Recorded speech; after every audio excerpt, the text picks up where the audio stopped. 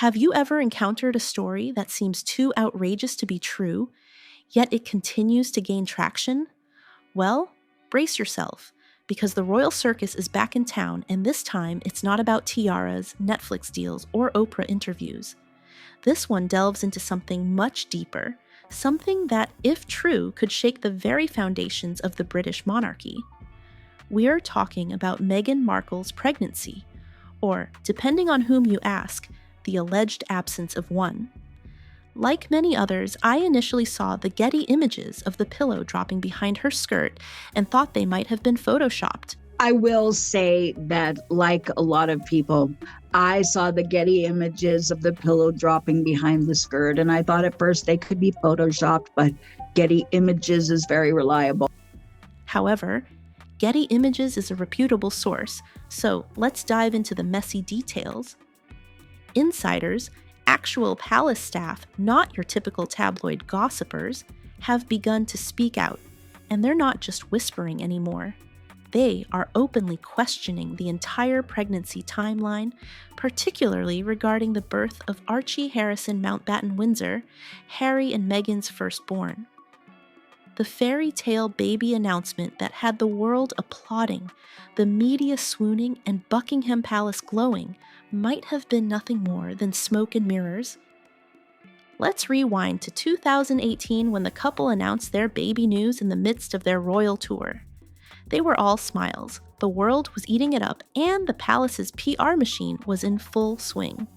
But behind those grand walls, eyebrows were being raised.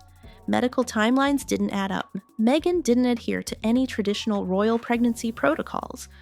No bump photos in the later months, no hospital shots, and no publicly named delivery doctors. To be fair, Harry and Meghan always claimed they wanted to do things their way. Privacy was their anthem. But there is a significant difference between privacy and a level of secrecy that raises suspicions. It doesn't stop there. So are you saying that he's 2 weeks older? And so I thought maybe that would allow time to wean the baby away from a birth mother if a surrogate was used.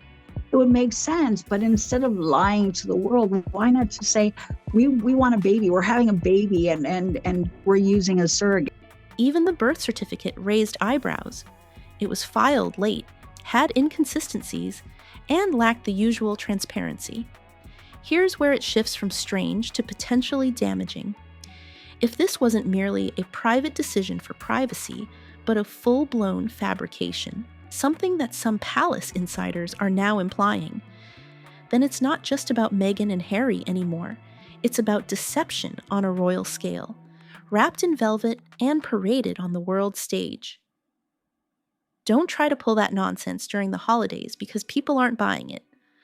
What's even more shocking is the palace's reaction. Typically, they remain tight-lipped about internal matters, especially anything involving the Sussexes. But this time, they're not denying the claims. Instead, they're allowing the silence to speak volumes. And when it comes to the royal family, silence isn't peace, it's strategy. Now, everyone is asking the same question. If Meghan wasn't pregnant, then how exactly did Archie come into this world? Was it a surrogate, a private adoption, or something else entirely? The one question no one is asking anymore is whether something feels off, because clearly something does. The questions surrounding Archie's birth aren't going away. In fact, they've only grown louder. Royal insiders, those who are credible, are saying the palace knew something wasn't right from the very beginning. This wasn't just a harmless bending of tradition. It was a series of carefully controlled decisions that now resemble cover-up tactics. The hospital location was kept secret, media access was restricted, and when the baby was finally introduced, the entire situation felt staged. Even the photo of Harry, Meghan, and baby Archie had critics pointing out how awkward and distant it appeared, almost as if they were afraid of revealing too much. The royal family has always operated under a never complain, never explain policy, but insiders say this situation hits too close to home. The institution can handle drama and even betrayal, but this touches the core of royal legitimacy. Royal births aren't merely family matters, they are public events with historical significance. Every baby born into the line of succession comes with expectations, paperwork, documentation, and yes, tradition. Archie's birth broke every rule in that book. Then there's the timeline issue. People inside the palace began raising red flags when Meghan's due date kept shifting.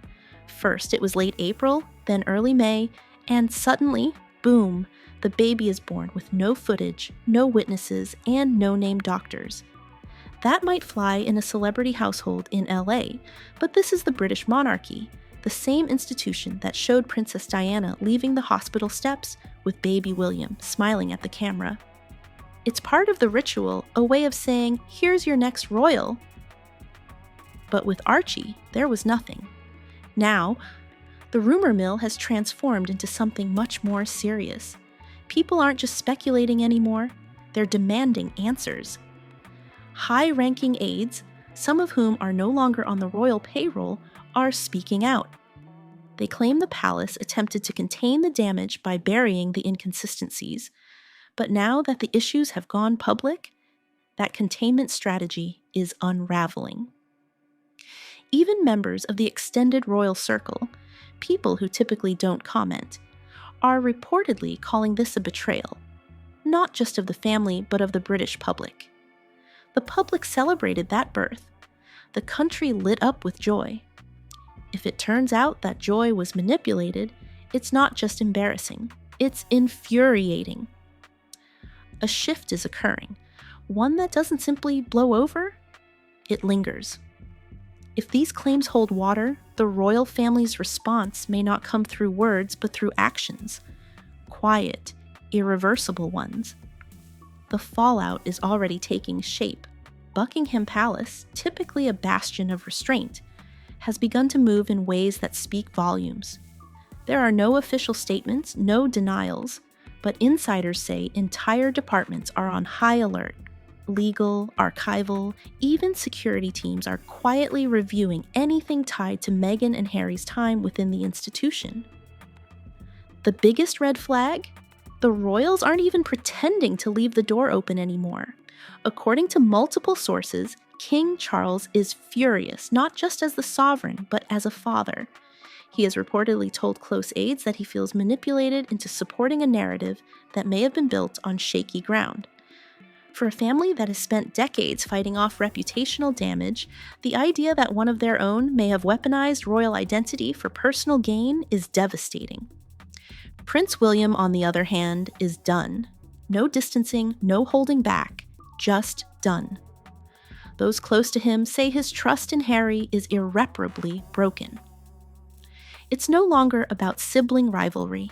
It's about the crown, the institution, and the future of the monarchy. William has made it clear that whatever relationship once existed with his brother is now a relic of the past. And that's before even considering Meghan's role in all this. Within palace walls, this is being framed as a betrayal on the deepest level, using royal privilege to craft a media-friendly, emotion-laden narrative, then allegedly hiding the truth behind layers of privacy and strategic silence. That's not just embarrassing for the firm, it's dangerous because it signals to the public that even royal legacy can be packaged, rebranded, and potentially faked. Meghan and Harry's empire outside the palace, the Netflix shows, the memoirs, the interviews, are all suddenly under scrutiny. Were the stories real? Were the emotional arcs genuine? Or were they carefully curated narratives designed to cash in on royal proximity without royal accountability? If this pregnancy narrative truly collapses, their entire brand could disintegrate with it. Trust, once lost, is hard to regain, and if the perception sets in that the Sussexes lied, not just stretched the truth but deliberately misled millions, the damage won't just be reputational, it will be permanent. Meanwhile, inside Hollywood and corporate boardrooms, deals once seen as prestigious are being quietly reviewed. No one wants to be associated with a scandal of this magnitude. Public sympathy can sell books, sure, but scandal, especially when it feels like a con, kills careers. There's still no official word from Meghan or Harry, just that same calculated silence. But as pressure mounts and insiders continue to talk, that silence is no longer a shield. It's a spotlight. Every day they wait, the narrative spins further out of their control. The palace isn't chasing them. It doesn't have to. The institution's strength has always been patience. Time is on their side. They don't need to slam the door shut. They're just locking it slowly, permanently, and with the full weight of history behind it. For Meghan and Harry, this isn't just a PR storm, it's an identity crisis. If they can't clear the air soon, they may find themselves not just outside the palace gates, but erased from the royal legacy entirely.